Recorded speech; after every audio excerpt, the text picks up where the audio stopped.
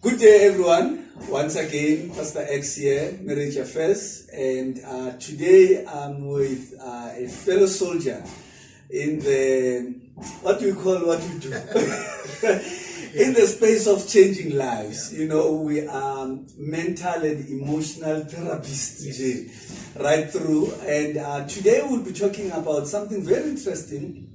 And when I invited Trevor to join me, I heard an interview that he had on Radio 2000.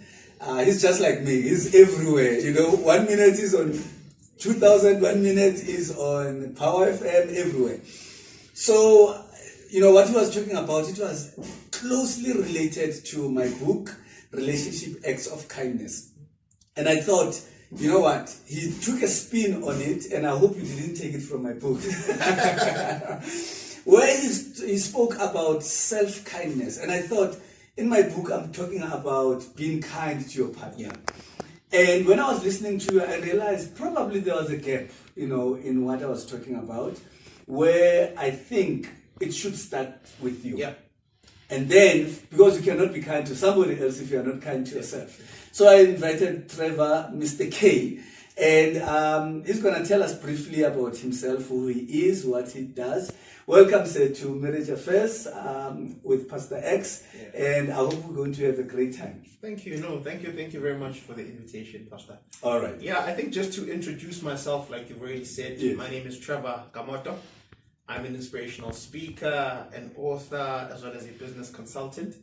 So mainly, just as you introduced, we are in the space of emotional, psychological, mental, and all that stuff. Intelligence, you know, because we deal with all those things in terms of people's general makeup. So basically what I do is I speak inspirationally about greatness, about purpose. So mainly I just remind people that there is greatness within each and every one of us, just waiting to be discovered. So like you mentioned, one day you will find me on radio, the next morning on TV, on different stations, because generally speaking, we speak messages that need to be heard by everybody. So whether it's print, radio, web, or wherever, you will find us spreading that message. That's why we are here now on YouTube. All right, let's get on with it, Mr. K. What is self-kindness? Yeah, well, self-kindness, just as the term puts it, is being kind to yourself. Okay. Because, you know, we actually live in a world where so many people are going through so many things, from emotional breakdowns to psychological breakdowns. And we live in a world where people are constantly being put down. People are constantly being demotivated by whatever's happening around them. And you find that leaves a lot of people feeling very sad, feeling very demotivated, feeling very deflated. And you find that the conversations they have internally are very negative conversations. People never speak kindly to themselves. People never speak kindly of themselves. And I tend to find that is what gives birth to the results and the output that people have in life. You find that usually when you come across people who are struggling, people who are going through very negative circumstances in life, and you actually sit down with them and to listen to the thoughts that they have towards themselves, thought that they have of themselves. You realize that this person actually bashes themselves every chance they get. They think to themselves, I am nothing. I am a failure. I come from a negative background, and that is all I'll ever be. People believe that nice things are for other people, but for them. You know, they will see a nice car passing by. That's stuff for Pastor X. They will pass by a lovely neighborhood. You know, these are houses for women only. They never believe that good things are for themselves. And this is because the conversations they have with themselves are negative. So self-kindness is being kind to yourself, speaking positively to yourself. And because it all begins internally. It all begins with yourself. You know, as you're talking, I'm just wondering, just a quick deviation from my line of thinking. Can one attract negativity and just bad things to themselves by being that unkind to themselves with all these thoughts now? For instance, if I'm saying I'm poor, you know, my mom died at the age of 40, my mom divorced at the age of 36, so I'm also going to divorce, you know. Is it possible? Generally, Pastor X, we tend to live in a world where the law of attraction is very important, and many people never seem to understand the importance of the law of attraction. Yeah. If you wake up and you think to yourself, today is such a lovely day.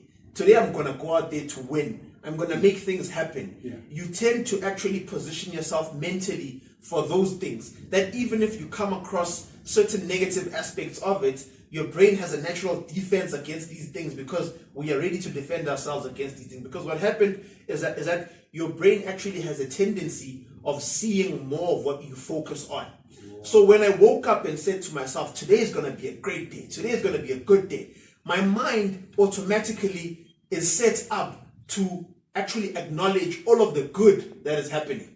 Because what actually happens is we live in a world where we all go through things.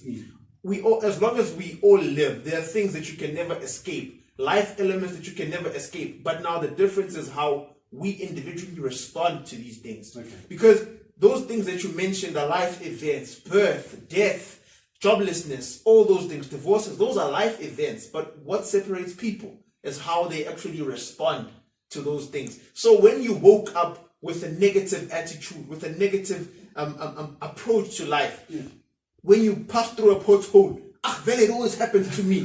When you get stopped by a traffic officer, it's gonna happen to me. So it just validates whatever you were just thinking. That's where you are, because it's what I often tell people, that you need to position your mind in such a way that it is expecting the good to happen. So even when it works in a condition wherein we are expecting good. We are working towards good, and good is what we will attract.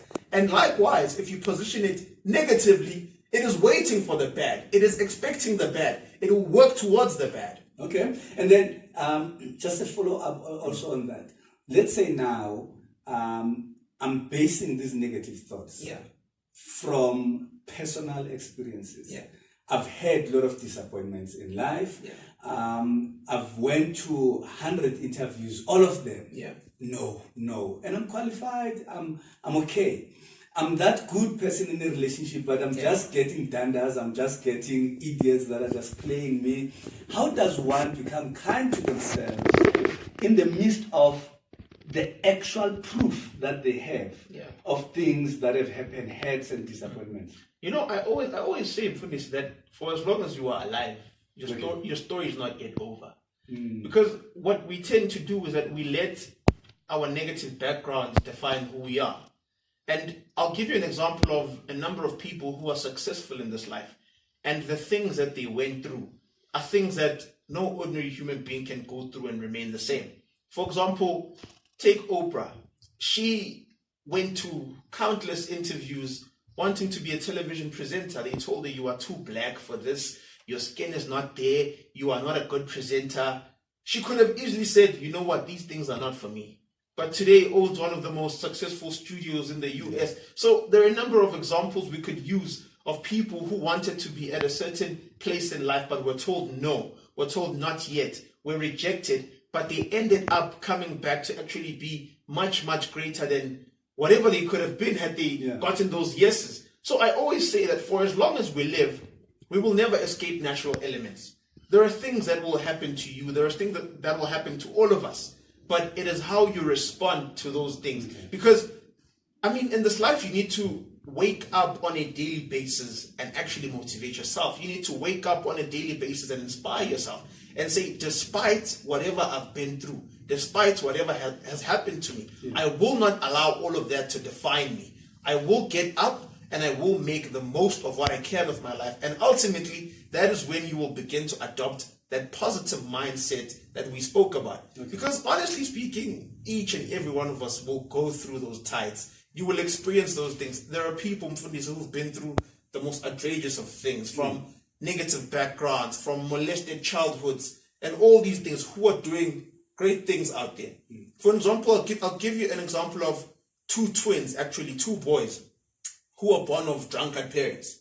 So one of these boys actually went on to be a success in life. From a negative background wherein the parents were always drunk, coming back home, being pushed in wheelbarrows by neighbors.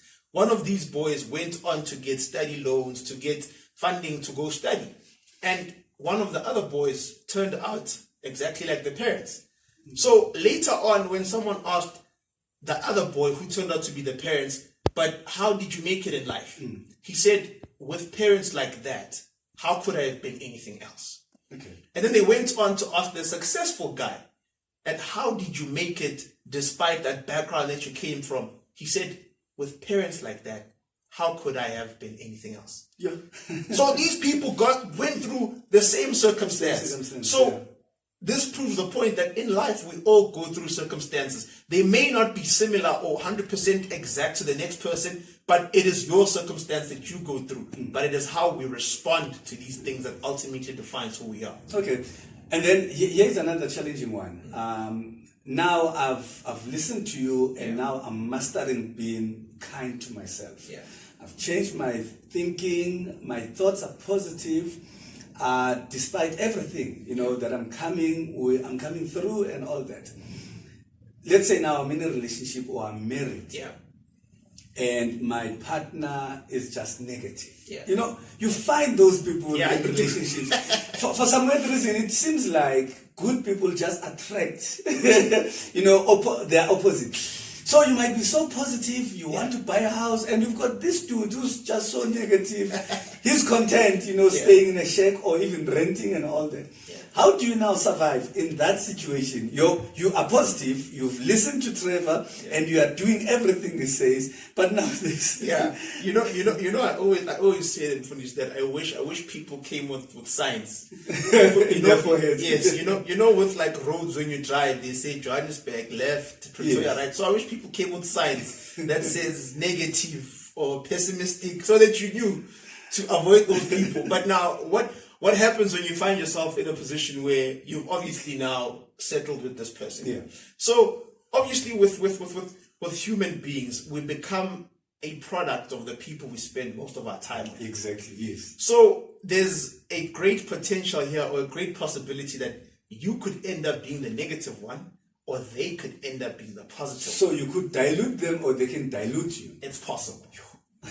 So that's where the risk is in this thing. But now, what's more interesting is that the positive always has a power over the negative. Okay. Good forces are always stronger over evil forces. So for one, when you begin to be a person who's positive, stemming from your self-kindness, you are able to also influence the people around you. Okay. Because when you begin to be kind to yourself, you'll actually begin portraying that kindness to them as well. And fortunately, or alternatively, the more acts of kindness they receive from you, they will build them into somehow becoming the kind of individual that you want them to become. Because at times, when we want certain things of our partners, we say, why are you not doing this? Why are you this sort of person? We never take time to understand who they are or where they come from. So it's always wise to study your person, study your partner, understand why it is that they're the negative people that you are, or that they are. And you need to work from the ground up to now demystify all of these things, because they never woke up being negative people. They went through things that shaped their mentalities. So you need to now actually deprogram what this person has been through and program whatever you want them to be. And that can only be done positively, because you can't fight them. Once you fight them, resistance will come. Yes. And when resistance comes, chief, She'll she'll tell everybody, this woman is trying to change me. This man. Yeah. No, you do it kindly. You let them be who they want to be, but you somehow instill your positivity in them lightly, gently. Just as your book says, those acts of kindness, hanya. Yes. And then alternatively, they'll start seeing life differently. And that's when you are on the right track. Okay. I think you've answered even my follow-up question, because you spoke about influence, and I was wondering as I'm sitting here, I'm now positive, and my mind is so refreshed. I see things differently. And now, obviously, I belong somewhere. Yeah. I belong in a home. I could have a spouse, siblings. At work, I'm a colleague. I've got bosses, and I could have subordinates, and so forth. And now, my question, probably as an extension then, even though you've answered it, I'll just add a little bit. How do I now portray that positiveness? Try to influence these people around me without me coming across, especially for us about that. Yeah. You know, when you're positive, they say you think you better. Yeah, you so know, many negative so connotations around it. they still find ways of being negative to the positiveness that you are putting. How do I now do that without offending anyone around me who is negative? You know, in life generally we attract who we are. Okay. We attract what we are. So what we put out there is most often than not what we get in return. Mm-hmm. So you find that even when you come across those negative colleagues who are always waking up on the wrong side of bed and coming to work grumpy and mad and angry at everybody, but when you get to a point where you start giving them so much love and they realize, every time I come across Pastor X, he greets me with respect, he's a happy chappy, they also in a sense are forced to respond to you likewise. Because you have those bad apples within an organization. And everyone knows, that one who sits at the front desk, she's got attitude, she's nasty, she's mean. And what do? We all approach her with that same mentality. And guess what she'll give us in return? That same negative attitude. So the only way you can beat her, or the only way you can beat them at it, is by actually showing that kindness to them. Because they will start thinking, hold up, actually, everybody in this company thinks I'm bad. Everybody in this company greets me negatively. But that one always shows me an act of kindness, is always friendly towards me. They think, in fact, you know what? Maybe that's my person in this company. Let me be kind to that one. And that is the same thing we do even with family members, with people in our spheres of contact. How they treat us is ultimately what we put out there. Because even with levels of respect, people afford us the same respect that we are giving to them. And that is generally how it works in almost every sphere of contact with people. Okay. My last question, time just flies. It's the last one. It's the last one. And the other thing, I don't want us to spend more time in giving them everything. Otherwise, they won't need us. So we're just giving them a taste of what we are capable of, so that they can be able to pick up that phone, call you, and then you can be able to assist. And the other thing, obvious, the circumstances, they differ. You know, we might talk here generally, but you might find one person has got a specific, issue pertaining to the topic that you're talking about. But also, I don't want to exhaust it so that I don't need you anymore. All right. So here's my last question is that in an event now, I'm feeling that I need to do something about my life. I need to change my way of thinking. I need to be kind to myself. And I need to start even rewarding myself, for achieving certain things. But the truth of the matter, and you said it, I think, when we were talking about the second question, you said challenges will come. Things that will demotivate, discourage you. Imagine I'm trying to be as positive as possible, and then my parent or my whoever, relative, close to me dies. It changes everything. It could set you back, for good. How do I now, after I've acquired that kindness to self and I'm mastering it, to make sure that I become now consistent in growing within that? Like you said, no one was born negative. We learned it because of disappointments and hurts along the way. Now I'm saying, you know what? I have been disappointed before, but now I've found this guy, I've found this woman, and this is the one. How do I make sure that I continue now entering this relationship with positiveness, or I go to this job, I was retrenched, I was fired, I was all this. I'm starting this new environment. How do I keep the consistency in my kindness? I often believe that we are the sum total of the people we spend most of our time with. And we are also the sum total of the information that we consume. Wow. So the information that you consume has the potential to make or break you. Because, for example, I can spend an hour of my time picking up a book about successful marriage and reading up on the book. And I can also take an hour of my time picking up a tabloid magazine and spending that hour reading about all the breakups and the divorces and the promiscuity and all these things. But now understand that both of these different materials of content have an ability to shape my mind. So once I spent my hour reading that book that teaches me about how I can build a successful marriage with my partner, I'll go out there and think to myself, partner, how do we work on implementing what we read in this book, or implementing what I read in this book? And then alternatively, after reading that tabloid magazine that said this is how this couple broke up and whatnot, I can now put that magazine down and go home and say, what's in that man's pocket? What's in that woman's phone? Do you see how these are two different materials that ultimately shape how we thought? You know, because I often say that you can't, as a woman, spend time with women who always speak badly about men and expect to go home and be positive about your man. Same thing as men, you can't sit at a barber shop and listen to men who objectify women and think you can go home and respect your woman. It doesn't work like that. So the information we consume determines the kind of individuals we become. So you need to make a conscious decision to say, this is the kind of information I'll consume.